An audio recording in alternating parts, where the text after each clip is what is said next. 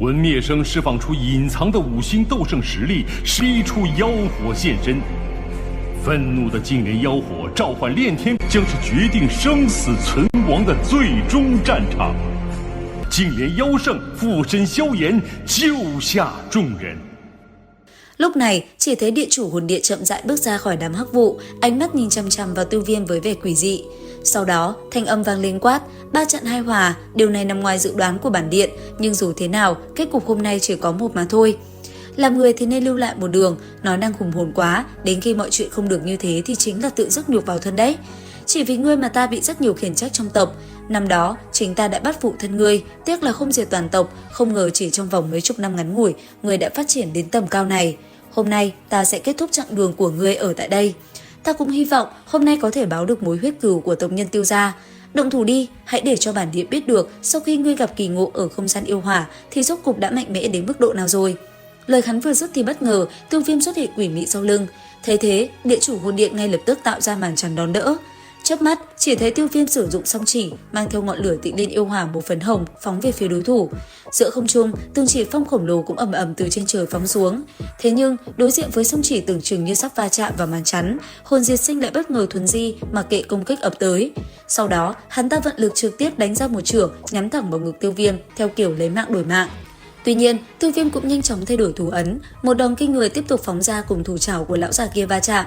Khi hai đòn đánh vào nhau, từng tiếng ầm ầm kinh người bạo phát, hỏa diễm bùng phát thiêu sạch đấu khí đen thẫm, để lại trên tay địa chủ hồn điện một vết cháy dài nửa tấc, dù hắn đã kịp rút lui, tạo thành hàng loạt tàn ảnh trên không trung.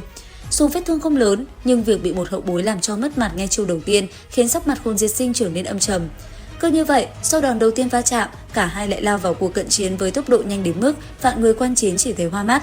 Giữa không trung, từng quyền liên hồi được Tiêu Viêm và hồn diệt sinh tung ra, mỗi lần hai người đánh vào, không gian lại rung động, từng vết rách không ngừng lan tràn. Vừa đối quyền, cả hai cũng vừa võ mồm hết sức gay gắt. Càng chiến, cả hai lại càng tỏ ra hung hăng và quyết liệt hơn. Chẳng mấy chốc, hàng trăm quyền đã ầm ầm đánh vào nhau mà bất phân thắng bại.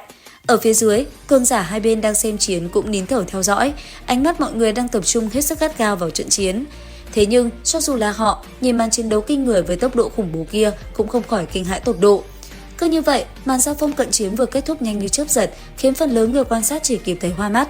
Cùng lúc này, ở phía xa, sau một hồi cận chiến, bất chợt, Tiêu Viêm ngẩng đầu nhìn về phía địa chủ hồn điện, không nói một lời, đôi tay biến đổi thủ ấn nhanh như chớp, một đạo hư ảnh cao ngàn trượng sừng sững hiện ra, bao phủ lấy thân thể hắn. Rất nhanh, Tiêu Viêm đã thi triển sát chiêu của mình, theo thanh âm Hoàng Tuyền Thiên Nội chấm dứt.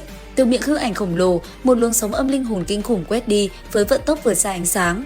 Đối diện với đòn đánh này, địa chủ hồn địa không hề nao núng, hắn vừa lùi lại vừa quát: "Tiêu Viêm, có thể người khác sợ Hoàng Tuyền Thiên Nộ của ngươi, nhưng bản địa chủ thì không."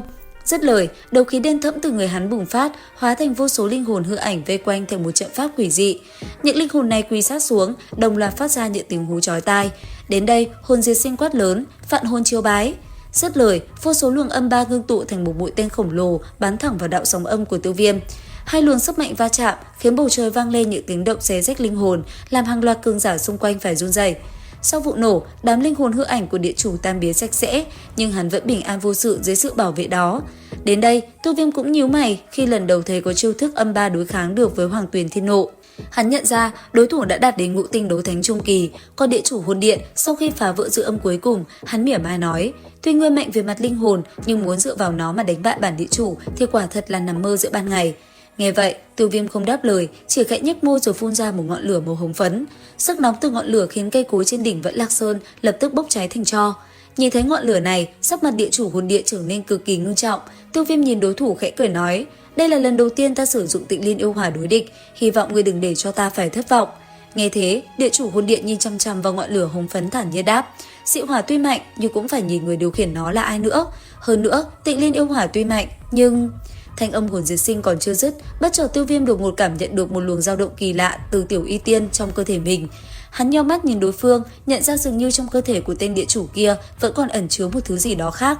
Không kịp suy nghĩ nhiều, Tiêu Viêm âm trầm nhìn địa chủ hồn điện, hai tay kết ấn nhanh đến mức tạo thành những tàn ảnh như hoa sen nở rộ. Hỏa diễm hồng phấn trên đỉnh đầu hắn bay vút lên trời, tỏa ra nhiệt độ kinh khủng, biến cả vùng thiên địa thành một lò lửa khổng lồ. Dưới sức nóng ấy, cây cối trong sơn mạch tự bốc cháy. Trên bầu trời, hỏa diễm hồng phấn ngưng tụ thành một chiếc hỏa bàn mang hoa văn của 6 loại dị hỏa mà Tiêu Viêm từng luyện hóa. Tại tâm hỏa bàn, một khối hỏa diệm tinh thể chập chờn phát ra luồng khí tức hủy diệt. Tiêu Viêm trừng mắt, trầm giọng quát: "Phân nộ luân hồi!" Dứt lời, hỏa bàn xoay tròn, từ vị trí trung tâm bộc phát ra một cột lửa đỏ rực. Cột lửa này ban đầu chỉ bằng cánh tay, nhưng nhanh chóng bành trướng lên 10 trượng khổng lồ lơ lửng giữa không trung. Đến khi ngưng tụ toàn bộ năng lượng, Tiêu Viêm chỉ tay về phía địa chủ hồn điện, thúc giục cột lửa bắn thẳng về phía hắn ta với tốc độ như tia chớp. Chỉ trong nháy mắt, cột lửa hồng quang đã bao phủ lấy thân hình địa chủ hồn điện. Sau khắc đó, chỉ thấy sắc mặt hồn diệt sinh vô cùng khó coi. Chứng kiến đấu khí tiêu tán, sắc mặt địa chủ hồn điện biến đổi, lộ rõ vẻ sợ hãi khi cảm nhận được khí tức nguy hiểm từ hỏa bàn. Nhận thấy đối phương đang kiên trì chống đỡ, ánh mắt Tiêu Viêm trở nên lạnh lùng, hắn tiếp tục biến đổi thủ ấn, quát lớn: "Luân hồi thúc!"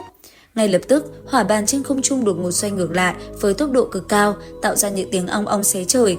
Đồng thời vào lúc đó, cột lửa khổng lồ 10 trượng co rút lại thần tốc, chỉ còn bằng kích thước một ngón tay cái. Ngay sau đó, Tiêu Viêm chớp lấy thời cơ, hàn quang trong mắt lóe lên, hắn quát lớn: "Luân hồi thúc, lạc luân hồi!" Dứt lời, cột lửa nhỏ bé mang sức mạnh hủy diệt lao vút đi như tên bắn, oanh kích thẳng vào mi tâm địa chủ hồn điện. Một tiếng nổ kinh người vang dội, hỏa diễm bùng phát khuếch tán dữ dội, khiến các cường giả đấu thánh xung quanh phải ra xa. Trong mắt sau, khi năng lượng khủng bố tan dần, chỉ thấy hồn diệt sinh đã đơ người. Thấy thế, sắc mặt Dược lão của mọi người đang quan chiến ở phía dưới vui mừng khôn xiết. Còn Tiêu Viêm, ánh mắt anh ấy vẫn đầy cảnh giác. Giữa lúc mọi người tưởng thắng bại đã phân, một tiếng phốc nhẹ vang lên từ trong đám lửa đang cháy rực. Từ trung tâm vụ nổ, một bóng đen mờ ảo bước ra, kèm theo đó là một cỗ hấp lực kinh hồn nuốt chửng toàn bộ ngọn lửa hồng phấn vào trong. Trước sự sững sờ của đám đông, địa chủ hồn điện bất ngờ tỉnh táo lại, hắn nở nụ cười cổ quái, chép miệng đầy vẻ thèm thuồng nói: "Hương vị của Tịnh Liên yêu hỏa quả nhiên là rất ngon, nhưng đáng tiếc đây không phải là bản nguyên chi hỏa, quả thật muốn thử xem bản nguyên chi hỏa của Tịnh Liên yêu hỏa sẽ có mùi vị như thế nào." Lời vừa dứt, trong đôi mắt hắn, những tia hắc viêm quỷ dị bắt đầu thẩm thấu ra ngoài, cắn nuốt năng lượng thiên địa. Vừa hấp thu, hắn vừa cười sướng nói: "Không thể tin được phải không, người có Tịnh Liên yêu hỏa, nhưng bổn tọa còn có loại dị hỏa hùng mạnh hơn." Dứt lời, hắn nhấc tay lên, một đoàn hấp viêm cuồn cuộn hiện ra, ngưng tụ thành hình một khuôn mặt đang há miệng thực hiện lực lượng thôn phệ. Nhìn thấy ngọn lửa màu đen này, đồng tử của Tiêu Viêm co rút lại, hắn thốt lên để kinh ngạc nói: "Bài danh đệ nhị trên dị hỏa bảng, hư vô thôn viêm sao?"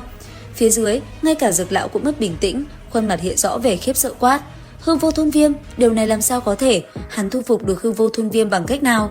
Thế vậy, địa chủ hồn điện cười nhạt đắc ý nói: "Tiêu Viêm, xem ra nó rất hài lòng với mùi vị của Tịnh Liên yêu hỏa nha, bổn tọa rất ít khi thấy nó lộ ra hưng phấn như vậy." Nghe vậy, Tiêu Viêm cũng dần lấy lại bình tĩnh, đôi mày nhíu lại, rồi chậm rãi lắc đầu đáp: "Thứ dị hỏa này cũng không phải là hư vô thôn viêm chân chính. Nếu như thứ hỏa diễm này của ta không phải hư vô thôn viêm, vậy ngươi hãy giải thích cho ta một chút, nó là cái gì?"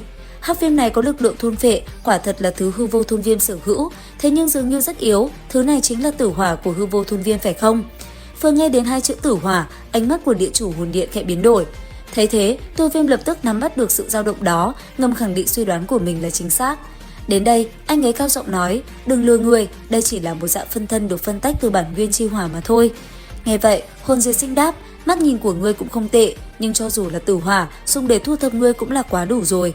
Dứt lời, hắn nhấc tay để hắc viêm hình mặt người cắn vào ngón tay mình, hút lấy đấu khí.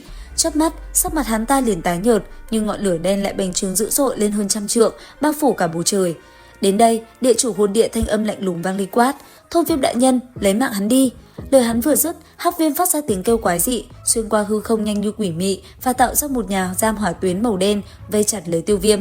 Chớp mắt, khuôn mặt hắc viêm khổng lồ hiện ra ngay trước mặt hắn, cười lên bé nhọn nói: "Mỹ vị thật ngon, bé ngoan để ta thôn phệ đi." Dứt lời, một lực lượng thôn phệ kinh khủng bùng phát. Đúng lúc Tiêu Viêm chuẩn bị ra tay áp chế, thì hỏa diễm màu hồng phấn trong người hắn đột ngột tuôn ra, hóa thành hỏa anh Tiểu Y bé bằng bàn tay. Lo sợ Tiểu Y bị nuốt chửng, Tiêu Viêm gấp gáp hét lên nói: "Tiểu Y, mau trở lại!" Nhưng Tiểu Y chỉ lắc lắc cái đầu nhỏ, khuôn mặt non nớt tràn đầy vẻ tức giận.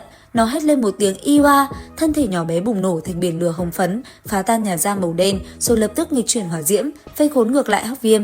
Dưới sự điều khiển hoàn mỹ của Tiểu Y, đạo tử hỏa của hư vô thôn viêm kinh hãi, lực lượng thôn phệ của nó hoàn toàn mất tác dụng trước hỏa diễm chứa đầy ý thức của Tiểu Y. Không để đối thủ kịp phản ứng, Tiểu Y hóa thành một hỏa anh khổng lồ, lao tới ôm chặt lấy khuôn mặt hắc viêm và há miệng cắn tới, khiến hư vô thôn viêm bỏ chạy ngay lập tức. Và liệu rằng cái hay còn gì trong tập 198 này các bạn nhỉ? Theo dõi kênh YouTube Review 5 phút để biết thêm chi tiết các bạn nhé. Xin chào và hẹn gặp lại!